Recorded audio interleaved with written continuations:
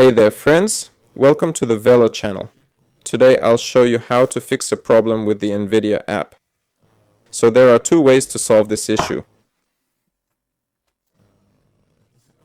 First, right-click on the Start button, then click on Device Manager.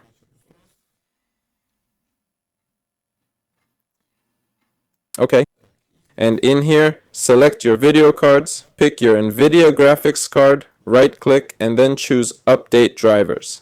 Find Drivers, select from Computer, and click Next. Install the drivers and restart your computer.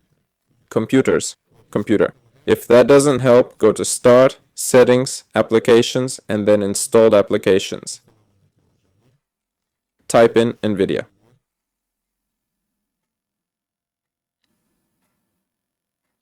Choose the NVIDIA app. Click the three dots, then click Uninstall. Basically, completely uninstall the app. Next, open your browser. Type GeForce Experience.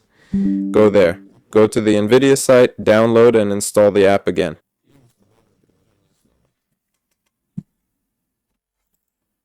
Alright, once the installation is complete, everything should be fixed. Velar was with you. Like and subscribe to the channel. Goodbye everyone.